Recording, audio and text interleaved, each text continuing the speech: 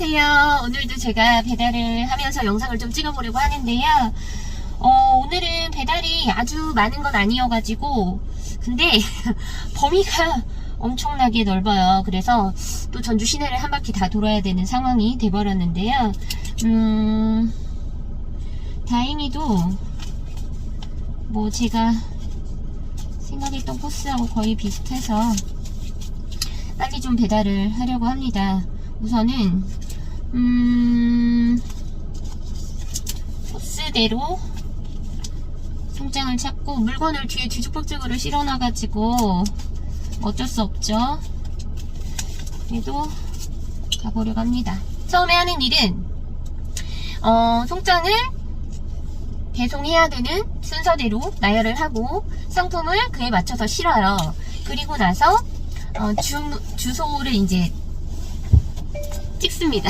제가 길치잖아요. 그래서 주소를 이제 내비로 찍고 그리고 찾아가는데요. 내비로 찍고 갔는데도 어딘지 모르겠는 데가 너무 많은 게, 여기가 도착지입니다 라고 했는데 그 번지수가 잘 안 보이는 경우가 많아요. 그래서 저는 만약에 번지대까지 찾아서 갔는데, 주소까지 찾아서 갔는데 그럼에도 불구하고 못 찾는다 그러면 그때는 휴대폰에 있는 티맵으로 한 번 더 합니다. 사실 제가 이렇게 운전을 하면서 영상을 찍다 보니까 협찬을 해주시겠다라는 분이 있으셨는데 물론 이제 너무 좋죠. 이제 구독자 1000명밖에 안 되는 저한테 협찬을 해주신다고 하니까 덥석 받았습니다. 아직 상품이 도착한 건 아니고 협찬을 받겠다라고 했는데, 제가 인스타그램 같은 경우에는 그래도 팔로우 수가 좀 되니까 협찬 같은 거 해주겠다는 그런 DM 같은 게 그래도 좀 많이 왔었는데요. 그동안 내가 뭘 잘할 수 있다고 협찬이야 라고 생각하고 그냥 화장품이 아닌 경우에는 좀 많이 넘겼었는데요. 아이를 키우지만 아이가 다 컸거든요. 근데 유아용품이 그렇게 협찬이 좀 많이 들어오는데 사실 쓸 데가 없잖아요. 애들이 이제 다 커서 중학생, 고등학생 이러다 보니까. 그래서 진작 애들이 어릴 때쯤 이런 거 나 뭐 안 하고 뭐 했나 그 생각도 너무 들고, 진짜 그때 좀 아이들하고 관련된 것들도 협찬을 좀 받고 했었으면 좋았을 텐데 라는 생각을 너무 많이 했어요. 그래서 안타깝더라고요. 그리고 지금은 이제 협찬이 들어온다 하더라도 사실은 뷰티하고 관련된 것들은 협찬을 좀 많이 받아보려고 해요. 왜냐면 내가 화장품을 파는 사람인데 다른 회사의 제품이 어떤 건지 써보고 경험을 해보고, 그리고 나도 좀 개선점이 있다면 그걸 개선해서 더 좋은 상품을 나도 한번 만들어 봐야지 라는 생각도 드는 거예요. 그래서 이제는 뭐 뷰티라던가 이런 거 협찬 많이 주세요. 저 요즘에 피부에 신경 많이 쓰고 있거든요. 그래서 좋은 상품들 사용해보고 후기 같은 것도 좀 많이 남기려고 하고, 저는 이제 영상 찍는 걸 좀 좋아하니까 영상을 쇼츠라던가 이런 것들을 좀 많이 찍으려고 해요. 그래서 만약에 화장품이나 어떤 뷰티 관련된 제품, 바디도 괜찮고 헤어도 괜찮습니다. 협찬 주시면 제가 정말 열심히 성심성의껏 해볼게요. 되게 신나더라고요. 이렇게 뭔가 누군가에게, 물론 협찬이긴 하지만 누군가에게 내가 인정받는 것 같은 느낌? 나도 이렇게 그 사람한테 신뢰를 줄 수 있는 사람이구나 라는 생각이 들어서 저는 좋더라고요. 그래서 해보려고 하니까 협찬 많이 주시면 열심히 해보겠습니다. 제 지인 중에서 유튜브를 하는 사람이 있는데요. 본인이 일하는 거를 찍어가지고 올리더라고요. 물론 이제 그러고 있는 줄 안 지가 얼마 안 됐지만 너무 열심히 편집을 해서 올리는데 나는 편집도 할 줄 모르고 이게 뭐지? 난 썸네일도 못 만드는데 라는 생각에 정말 저도 썸네일 만드는 거에 조금 중점을 둬야 되겠다라는 생각을 너무 한 게, 제 거가 썸네일이 없다고 지적을 해주시는 분들이 되게 많아서 어떤 지인분은 대신 썸네일을 만들어 주겠다 하시는 분들도 있었고, 저 나름으로는 그래도 열심히 영상을 찍으면 알아주겠지, 누군가는 알아주겠지라고 생각을 했는데 그건 아닌 것 같아요. 내 마음을 말하지 않았는데도 알아주는 사람은 없는 것 같고, 요즘 제가 열심히 보는 채널이 있어요. 저 유튜브 그렇게 많이 보는 편이 아닌데 열심히 보는 채널이 장사하는 건물주 강호동님 채널 보고 있는데요. 사실 저도 말이 건물주가 될래서 된 게 아니어가지고 어떻게 하다 보니까 오기로, 네, 집주인이 다른데 팔겠다고 하니까 오기로 그냥 질러서 산 건데, 오기로 건물 사고 그러지 마세요. 너무 힘들고요. 사실 건물 관리하는 거가 생각보다 정말 많이 힘들어요. 왜냐면 처음에는 뭘 잘 모르니까 전문적인 청소하시는 분한테 맡겼었거든요.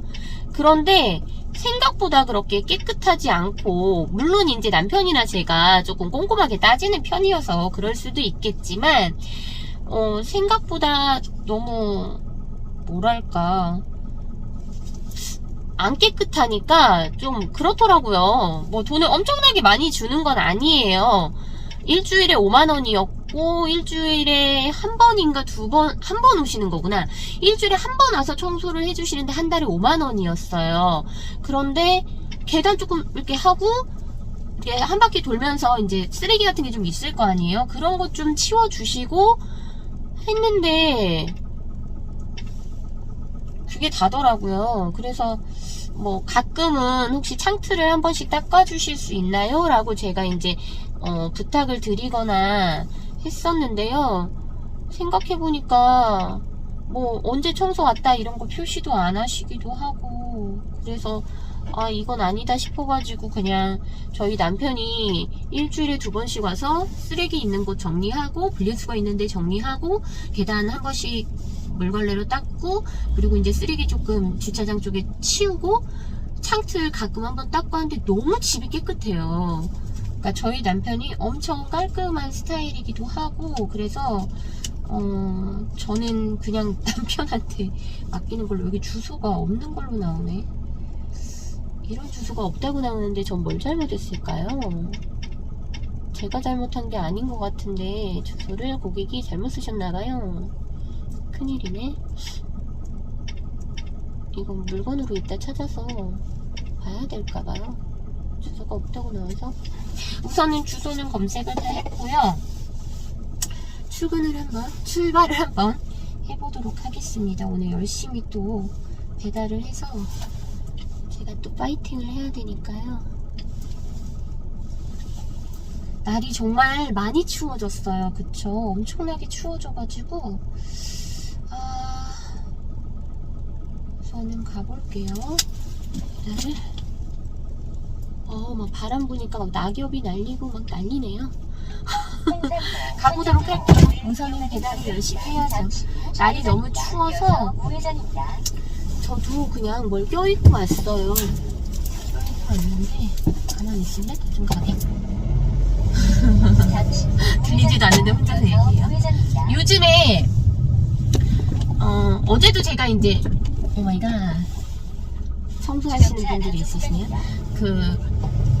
얼굴에다가 아유 깜깜하네. 얼굴에다가 제가 어제 팩을 좀 붙였어요. 팩을 좀 붙였는데 잘못 왔다. 여기 시간이 많이 걸릴 것 같네요. 어떡하죠? 팩을 얼굴에다가 붙였어요. 좀 두꺼운 팩이었거든요. 한 2시간에서 3시간 정도를 붙여야 되는 그런 팩인데, 제가 어제는 이제 회사에 출근을 해서 일을 하다 보니까 시간이 너무 널널하고 많잖아요. 그래서 그냥 얼굴에다 붙이고 한 2시간을 뒀거든요. 근데 그 팩을 사용했던 후기들을 인스타그램에서 제가 많이 봤단 말이에요. 정말 엄청나게 후기들이 뭐 얼굴에 광채가 나고 막 이렇게 얼굴에 통통하게 살이 오르는 것처럼 보이고 탱글탱글하고 뭐 이랬어요. 그런데 첫 번째, 저는 2시간을 붙였는데 얼굴에 광은 안 나더라고요. 그냥 촉촉한 느낌? 촉촉한 느낌은 있었어요. 촉촉한 느낌은 있었고 광까지는 아니고 약간 여기 부분이 탱탱한 그런 느낌은 받았거든요. 사실 제가 마스크팩 총판을 맡아서 판매를 하고 있잖아요. 그러다 보니까 마스크팩에 관심이 많기도 하고, 겔팩이라고 해요. 그러니까 시트에다가 에센스를 부은 팩이 있고, 그건 에센스 시트팩이라고도 하는데, 겔팩이라고 해서 이 에센스 성분, 뭐 콜라겐이라던가 뭐 이런 히아루론산이라던가 이런 성분들 있잖아요. 그 성분을 그냥 탱탱한, 마치 지방 이렇게 두꺼운 것처럼 탱탱하게 만들어 놓은 걸 겔 형태로 해가지고 두껍게 만들어 놓은 걸 겔팩이라고 하는데, 그 겔팩을 제조사 대표님께서 어떤 분이 만들어서 판매하는데 너무 잘 파는데 그분이 건강이 안 좋아서 계속 그 상품을 판매하기가 어려우니 네가 네 브랜드로 바꿔가지고 팔아볼 생각 없니? 라고 이제 얘기를 하신 거예요. 그래서 혹하죠. 솔직히 말하면 개발하는데 들어가는 비용, 시간 이런 것들이 엄청난데 누군가 다 해놓은 거, 이미 판매가 잘 이루어지고 있는 걸 브랜드만 바꿔서 이름만 바꿔서 내 걸로 팔 수 있다? 너무 좋은 거잖아요. 이미 검증이 돼 있는 상품이니까, 물론 제가 브랜딩을 한 건 아니잖아요. 그래서 브랜드는 해야 되겠죠. 브랜딩화는 시켜야 되겠죠. 하지만 이미 상품은 어느 정도 꽤 오랫동안 팔아서 검증이 된 거다 보니까 이거 갖다 팔면 좋겠다라는 생각이 들어서, 사실은 그 팩을 팔려면 어찌됐건 그런 겔팩들을 좀 많이 사용을 해봐야 되겠다 싶어가지고 이제 제가 원래 판매를 하던 홈쇼핑의 상품을 써본 거예요. 근데 아주 드라마틱한 효과가 없어서 이게 맞나? 라는 생각을 어제 하루 종일 했어요. 한 2시간 붙여놓고 어찌됐건 처음에 하였던 팩이 투명해질 때까지 사용을 했거든요. 그리고 뭐 영상을 찍지는 않았지만 뗄 때 영상을 딱 찍었는데 너무 광이 안 나는 거예요. 내 얼굴이 이상한가? 그런 생각도 막 들고, 다른 사람들은 어떻게 저걸 사용했길래 저렇게 광이 나지? 원래부터 광이 있는 사람이 저걸 썼나? 별의별 생각을 다 해봤는데 아직까지는 잘 모르겠는 거예요. 그 광의 의미를. 그런데 지금 제가 뭐 이렇게 보면 잘 보이실지 모르겠지만 요즘에 앰플하고 크림을 정말 열심히 바르고 다니거든요. 퇴근하면 집에 가서 얼굴 씻고 무조건 앰플 크림, 아침에 눈 뜨면 세안하고 무조건 앰플 크림, 요렇게 하고 있어요. 일부러. 그렇게 하는 이유가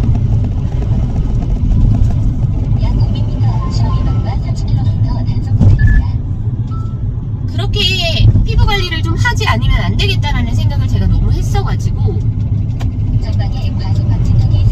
이제는 나도 40대 벌써 후반이니까 피부에 신경을 안 쓸 수 없고요.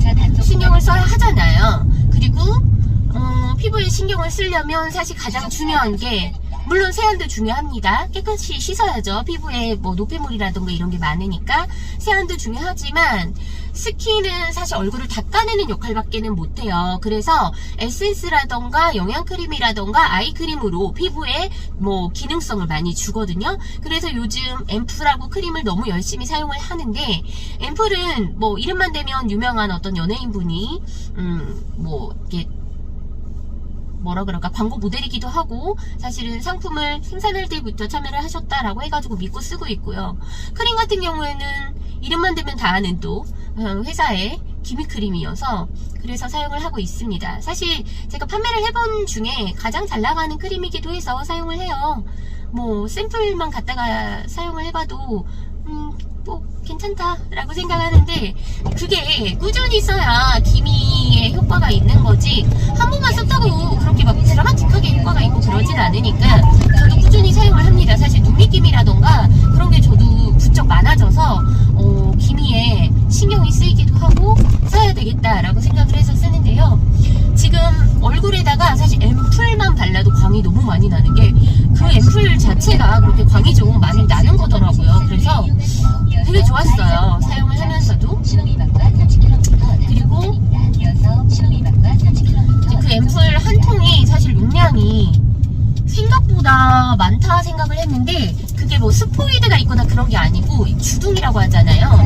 앰플이 나오는 그 구멍, 거기가 엄청 커요. 그래서 손으로 하면 좀 내 손에 있는 어떤 먼지나 이런 것 때문에 더러워질 것 같아서 통을 그냥 그대로 얼굴에다 부어요. 그러다 보니까 너무 많이 쓰는 거예요. 용량을. 네, 너무 많이 쓰더라고요. 그래서 할 수 없이 35ml 정도 되는 양이었는데 한 통을 진짜 한 열흘 만에 다 쓴 것 같아요. 아침 저녁으로 발랐더니 이거 너무 예쁘다, 가격도 꽤 비싼 건데 라는 생각을 했거든요. 그래도 쓰려고요. 우선은 쓰려고요. 왜냐면 고객한테, 이제 고객이 단순 변심인데 뜯은 다음에 반품한 거라 다시 판매를 할 수 없어서 집으로 가져온 건데, 단순 변심이긴 하지만 이게 뜯으면 사실 반품을 안 해줘야 되거든요 원래. 근데 고객들이 아무 생각 없이 그냥 뜯고 반품을 해요. 자기가 마음에 안 든다, 자기가 원하던 게 아니었다, 뭐 주둥이가 너무 넓다, 뭐 이런 것도 있고, 아무튼 별의별 이유로 그냥 반품을 막 해요. 그래서 반품 받았는데 어떻게 해요? 어쩔 수 없이 제가 써야 되는 상황이 된 거죠. 그래서 차량 등록을 안 하면 못 들어간다고 돼 있어서 제가 고객하고 통화를 해야 되는 상황이 됐네요. 얘한테 등록을 해달라고 연락을 좀 하고 영상을 다시 찍어보도록 하겠습니다. 제가 배달하라 하는데 40분 걸렸습니다. 이유가 뭔지 아세요? 이 아파트는 입주민이 아니면 정문으로 들어갈 수가 없어요. 물론 정후문이구나. 후문으로 들어갈 수가 없어요. 물론 정문으로 들어갈 수 있는데 호출을 하든지 뭐 등록을 해줘야 되는데 제가 후문하고 정문을 헷갈려갖고 후문으로 들어갔더니 안 되는 거예요, 입차가. 그래서 옆에 상가 쪽으로 해가지고 들어갔는데 너무 화가 나는 거예요, 순간. 그래서 관리사무소에 가서 고객이 연락도 안 되고 나 이거 어떻게 해야 되냐라고 했더니 그냥 동호수만 누르면 들어갈 수 있으니까 정문으로 가십시오 라고 하는데 너무 안쓰럽게들 저를 쳐다보는 거예요. 왜냐면 제가 이 아파트에 또 오래 머무르면 안 되는구나. 30분 이상 머무르면 고객한테 주차비를 청구한대요. 말도 안 되죠. 배달하는데 이거 하나 배달해서 2,000원 받는데 주차비까지 고객이 부담한다고 하면 말이 안 되잖아요. 물론 저도 주차비를 내고 싶은 마음 없고요. 그런데 지난번에 제가 이 아파트에 배달을 왔는데 동호수를 누르고 입차를 했습니다. 들어왔죠, 주차장으로. 근데 배달이 3개여가지고 3개 배달하는데 30분이 넘게 걸렸나봐요. 왜냐면 주차장에서도 여기가 어디가 어딘지 못 찾을 정도로 엄청 넓어요. 그래서 제대로 저처럼 이제 길치에다가 그때 완전 초짜일 때여가지고 동호수를 제대로 못 찾으니까 이리 갔다 저리 갔다 하느라 시간을 잡아먹어서 배달 3개 하는데 30분이 넘었더니 저는 들어올 때 한 호실만 누르고 들어왔을 거 아니에요. 30분이 넘었다고 그분한테 이제 주차비가 청구가 됐나 보죠. 그래서 그분이 저를 블랙리스트로 등록을 한 거죠. 왜냐면 배달하러 온다고 해놓고 들어와서 시간을 많이 끌고 나간 거가 됐으니까, 졸지에. 그래서 너무 어이없고 황당하고 화가 나고 막 그래서 그때 관리사무소에 연락이 온 적이 있어요. 제가 지난번 영상이 바로 관리사무소 직원하고 통화했던 그런 영상인데 블랙리스트 된 것도 억울해 죽겠는데 그때도 고객한테 그냥 들어갈 수 있게 등록을 해달라 그래 버렸어요. 너무 화가 나니까. 근데 그게 아니고 그냥 동호수만 누르면 들어갈 수 있으니까 들어가시면 된다고 하는데 오늘 눈물 날 뻔했어요. 사람들 많은 데서. 지금도 생각하니까 좀 그런데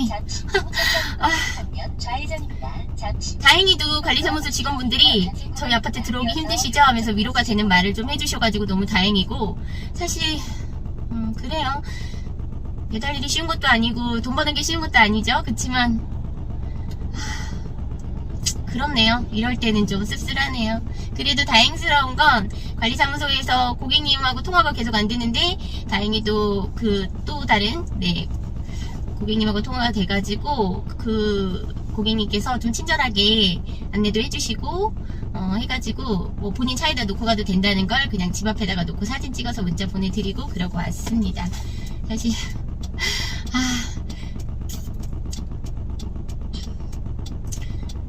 지금 제가 배달 일을 하잖아요.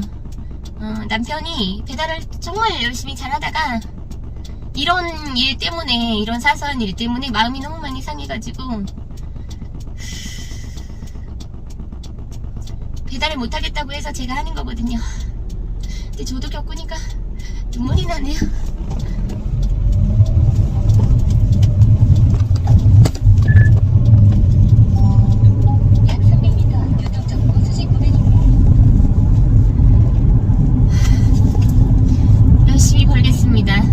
배달 더 열심히 해야죠. 더 열심히 해서 더 많이 벌어야죠. 그래요. 남편 마음을 이해를 못하는 건 아닌데 제가 대놓고 겪어보니까 기분이 나쁠 수 있었겠다. 어떤 고객은 그랬다고 하더라고요. 이제 요즘에는 아파트마다 들어가는 입구에 이렇게 차단 문이 돼 있잖아요. 주차장 말고라도. 그래서 공동 현관이라는 게 따로 있는데 거기를 출입하려면 고객 호출을 하거나 고객하고 통화를 하거나 경비실 통화를 해야 되는데 이게 다 안 되는 경우에 되게 답답하거든요. 배달을 못해서. 근데 저희 남편이 고객하고 이제 통화를 해가지고 비밀번호 알려달라, 공동 현관 들어가야 되니까 했는데 고객이 내가 왜 내 개인정보를 알려줘야 되냐 하고 따졌대요. 아니 그러면 주문을 하지 말았어야죠. 배달을 어떻게 하라는 거예요. 배달을 못 하잖아요. 그래서 너무 화가 나서 남편이 경비실 호출을 했는데도 안 되니까 관리사무소로 쫓아갔대요. 이거 배달해야 되는데 고객이 공동현관 비밀번호도 안 알려주고 경비실 호출도 안 되고 나 이거 어떻게 배달하냐? 여기다 던져놓고 가버릴까? 막 이랬는가 봐요. 그랬더니 다행히도 경비실에서 공동현관 비밀번호를 그러니까 공동현관을 열어줘가지고 들어갔다고 하더라고요. 근데 배달하면서 너무 화가 나더래요. 아니 그 비밀번호 안다고 자기 집에 들어가는 게 아니잖아요. 집 현관 비밀번호를 알려달라고 하는 게 아니잖아요. 누구나 드나드는 공동현관이에요.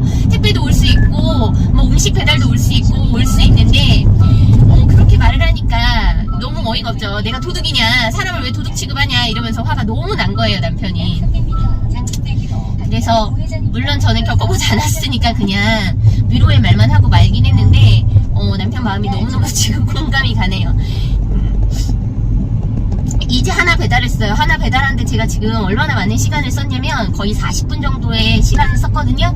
저 사업을 하면 1시간 동안 몇십만 원을 버는데 이 2,000원 벌겠다고 내가 지금 뭐 하는 짓인가 싶기도 하고, 사실 한 석 달만 해가지고 다이어트 바짝 해서 살 좀 빼보자 그 생각이었다가 지금 너무너무 화가 나니까 때려치고 싶은 마음이 굴뚝 같네요. 사실은 저희 그 지파 기사님 부탁도 있고 해서 서로 좋은 거니까 도움을 주고 받는 거니까 라고 시작을 했는데 남편이 살이 요거 배달하면서 거의 8kg 빠졌어야 너무 많이 빠져서 안쓰럽기도 하고 미안하기도 하고 나 때문인가도 싶고, 그래서 그냥 내가 하겠다, 나도 어차피 살도 좀 빼고 해야 하니까 내가 하겠다라고 했는데 아직 저는 살이 1kg밖에 안 빠졌는데 마음고생을 해서 살이 빠지는 건가 봐요 이게.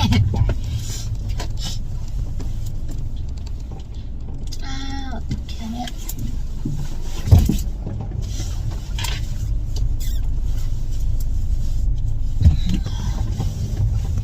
전방에 과속 방지턱이 있습니다. 주문을 맡겨왔는데